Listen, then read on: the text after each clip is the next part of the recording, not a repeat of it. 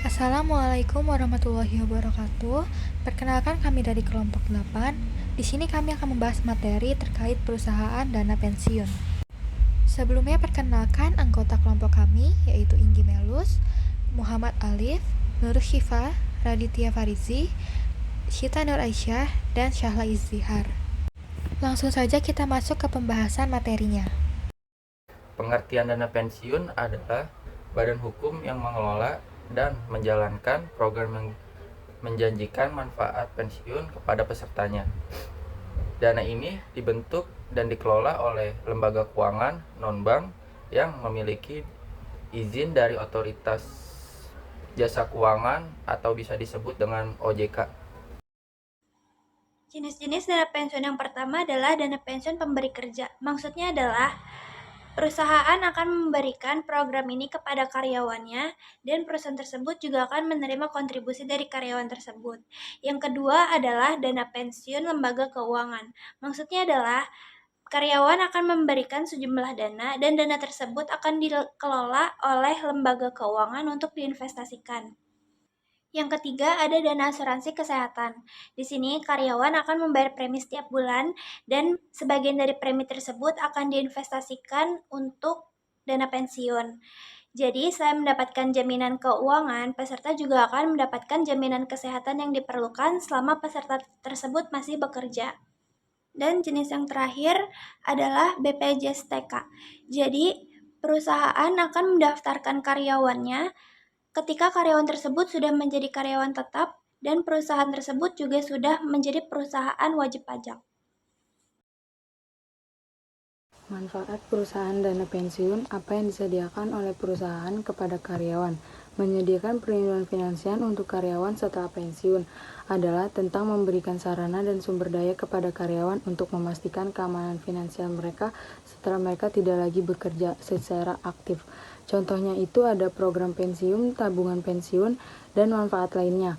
Dan yang kedua, membantu karyawan merencanakan masa depan keuangan mereka, yaitu membantu karyawan merencanakan berarti memberikan sarana pendidikan dan dukungan untuk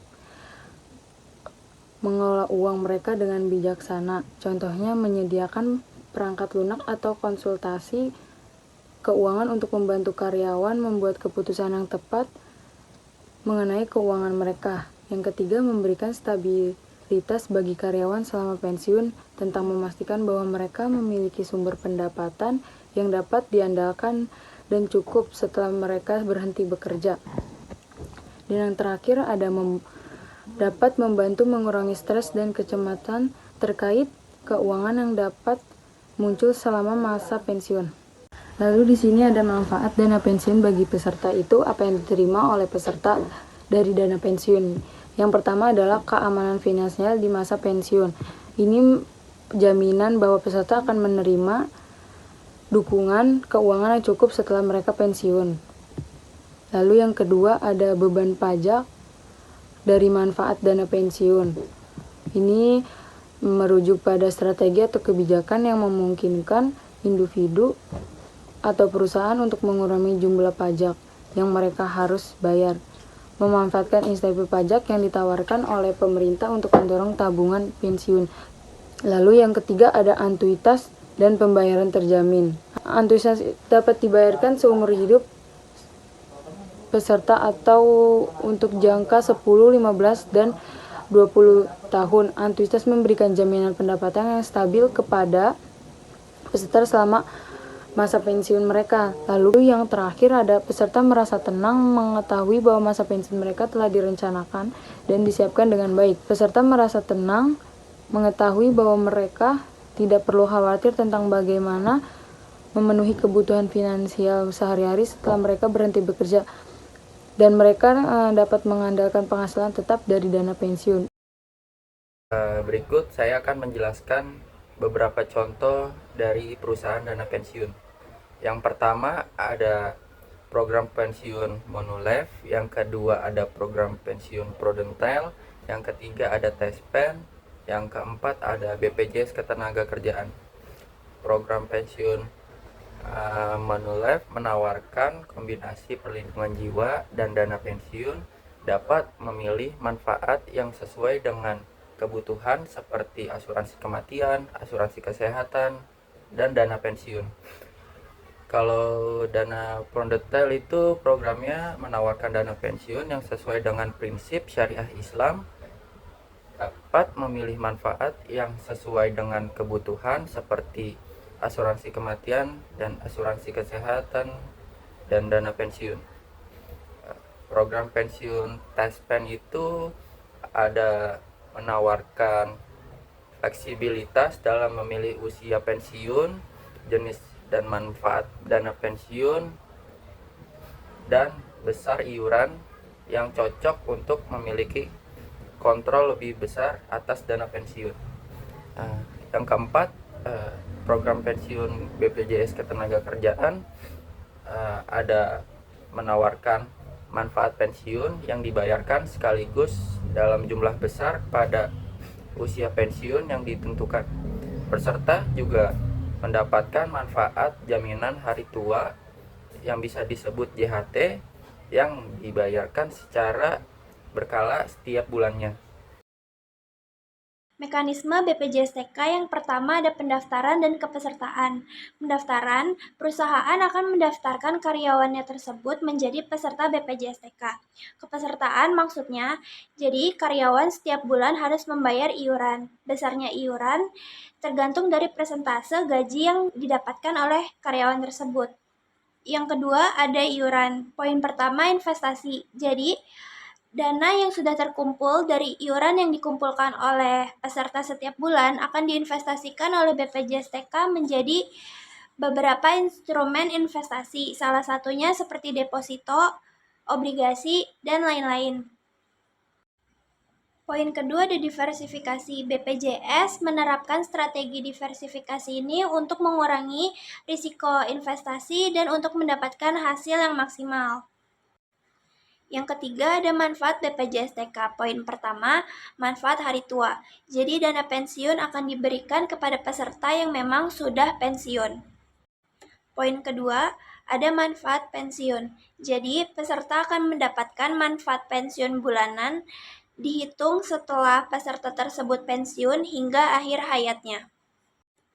Yang keempat, ada pelayanan. Poin pertama, proses klaim. Jadi peserta atau ahli waris mengajukan proses klaim setelah memenuhi syarat seperti usia yang memang sudah memasuki usia pensiun atau kondisi dari peserta tersebut sudah cacat total. Poin kedua, ada proses klaim. Jadi setelah diverifikasi, manfaat pensiun akan disalurkan ke rekening peserta atau ahli waris yang sah. Dan yang terakhir, ada pengawasan dan kepatuhan. Poin pertama, ada pengawasan. Jadi, BPJS TK ini diawasi oleh OJK dan Kementerian Ketenagakerjaan untuk memastikan bahwa operasional BPJS TK ini sudah sesuai dengan peraturan yang berlaku. Poin kedua, ada kepatuhan. Jadi, BPJS TK ini harus mematuhi peraturan yang berlaku terkait pengelolaan dana, pelaporan keuangan, dan transparansi. Saya akan menjelaskan materi tentang sanksi keterlambatan berupa denda. Sanksi terhadap keterlambatan atau pelanggaran terkait iuran BPJS Ketenagakerjaan, yaitu denda sebesar 2% dari jumlah iuran yang harus dibayarkan setiap bulannya. Undang-Undang Nomor 24 Tahun 2011 tentang Badan Penyelenggaraan Jaminan Sosial, khususnya pasal 19 ayat 1 mengatur mengenai sanksi administratif bagi pemberi kerja yang terlambat membayar iuran. Selanjutnya, saya akan menjelaskan sanksi yang akan diterima oleh perusahaan. Sanksi yang akan diterima oleh perusahaan yang tidak memenuhi kewajiban mendaftarkan dan membayar iuran BPJS Ketenagakerjaan selain terkena sanksi administratif, perusahaan juga dimungkinkan terkena sanksi pidana sesuai Undang-Undang Nomor 24 Tahun 2011, di mana pelaku bisa dipenjara paling lama 8 tahun atau denda maksimal 1 miliar rupiah. Nah, jenis-jenis ketidakpatuhan oleh perusahaan yang berujung pada penindakan. Misalnya, perusahaan yang wajib mendaftar tetapi tidak mendaftarkan karyawannya ke dana pensiun. Kemudian ada perusahaan yang menunggak iuran, perusahaan yang mendaftarkan hanya sebagian pekerjanya, dan perusahaan yang tidak melaporkan upah yang sebenarnya. Oke, berikutnya saya akan menjelaskan perbedaan antara dana pensiun individu dengan institusi. Untuk syarat-syaratnya dan pendaftaran dana pensiun individu itu saya ambil dari Bank BNI. Untuk dana pensiun, pendaftaran dana pensiun institusi itu saya ambil dari Bank Mandiri. Untuk syarat-syarat dana pensiun individu yaitu untuk pendaftaran sudah berusia 18 tahun, fotokopi KTP, lalu ada fotokopi NPWP, lalu ada fotokopi kartu keluarga, dan mengisi Google Form atau formulir yang telah disediakan oleh pihak banknya. Untuk biaya pendaftaran, pihak Bank BNI dan Mandiri ini tidak mengenakan biaya pendaftaran alias gratis untuk pendaftaran dana pensiun. Untuk setoran awalnya ini, untuk yang dana pensiun individu itu Rp100.000, untuk biaya bulanan atau iurannya itu sejumlah Rp50.000 per bulan. Untuk biaya administrasi yaitu Rp18.000 per bulan. Lalu untuk biaya pengelolaan yaitu 0,95% per tahunnya. Lalu untuk biaya penarikan iuran itu maksimal 5% dari dana yang ditarik. Untuk biaya pengalihan dana yaitu sama seperti biaya penarikan iuran, maksimal 5% dari dana yang ditarik. Untuk usia pensiun, dana pensiun individu ini usianya itu yaitu 55 tahun. Bisa juga dapat dipercepat mulai dari usia 50 tahun. Untuk benefit yang didapat, jika kita mendaftarkan dana pensiun individu di Bank BNI tersebut, kita akan mendapatkan iuran yang fleksibel dan juga tidak dikenakan pajak. Untuk sistem pembayarannya, dana pensiun individu melalui Bank BNI ini cukup mudah atau bisa dibilang simple, yaitu bisa melalui kantor cabang BNI dimanapun ataupun yang terdekat. Lalu yang kedua, bisa melalui transfer dari bank lain, lalu ada melalui virtual account, dan juga bisa menggunakan mobile banking BNI tersebut. Yang selanjutnya adalah dampak perusahaan dana pensiun. Yang pertama, mempengaruhi pasar keuangan karena besarnya dana yang dikelola oleh perusahaan dana pensiun itu berjumlah sangat besar. Kemudian, keputusan investasi dapat mempengaruhi harga saham dan obligasi di pasar. Dan yang terakhir, berdampak langsung pada kesejahteraan ribuan karyawan yang bergantung pada dana tersebut untuk masa pensiunnya. Di sini saya akan menjelaskan tentang peraturan perundang-undangan. Yang pertama itu Undang-Undang Nomor 11 Tahun 2020 tentang Cipta Kerja, yaitu undang-undang ini mengatur tentang perlindungan tenaga kerja, termasuk di dalamnya regulasi terkait dana pensiun. Dan yang kedua itu ada Peraturan Otokratis Jasa Keuangan atau disebut dengan OJK Nomor 14 POJK 05 2018. Itu tentang penyelenggaraan dana pensiun. Dan yang ketiga itu ada Peraturan Menteri Keuangan atau disebut dengan PMK nomor 22 PMK 010 2018, yaitu tentang cara pelaksanaan penyelenggaraan dana pensiun. Berikutnya saya akan menjelaskan kesimpulan dari dana pensiun.